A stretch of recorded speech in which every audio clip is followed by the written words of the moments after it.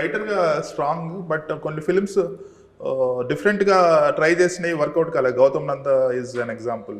Hero I don't know see అప్పుడు నాకు కమర్షియల్గా వర్కౌట్ అవ్వలేదేమో, మరి బ్రేక్ ఈవెన్ అయిందో లేదో నాకు నంబర్స్ తెలియదు, కానీ ఎక్స్పెక్ట్ చేసినంత అవ్వలే. బట్ నౌ మీరు ఇప్పుడు రీసెంట్గా మీరు pick 5 people, ask them, they say Gautam Nanda is a cult film.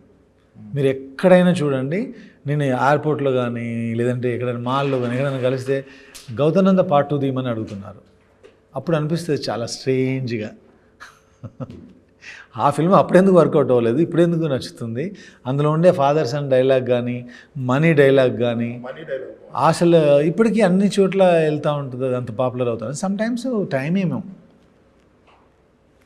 నేను అప్పుడు రాసినప్పుడు అనుకున్నా బాగా రాశాను నేనని, చాలా బాగా రాశానన్న సాటిస్ఫాక్షన్ వచ్చింది.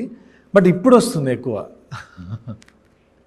రీసెంట్గా మేము ఈ మిక్సింగ్ బెంగళూరు నుంచి వస్తూ ఉంటే కూడా ఒక ఆయన పర్సనాలిటీ డెవలప్మెంట్ క్లాసెస్ తీసుకుని ఒక పెద్ద ఆయన 50-60 ఇయర్స్ ఉంటాయి, 50-55 ఇయర్స్, నేను ఈ ప్రొడ్యూసర్ మధు గారు ఉన్నాం పక్కన కూర్చొని వచ్చి, ఆయన మిగతా విషయాలు నేను ఎటు వెళ్ళారంటే ఏదో మ్యూజిక్ దానికోసం అవన్నీ వదిలేసి గౌతమ్ నంద గురించి ఒక 1 అవర్ మాట్లాడాడు. విచిత్రం ఏంటంటే తన మదర్ కూడా ఆయన పక్కన ఉన్నారు, ఆవిడ మాట్లాడుతున్నారు.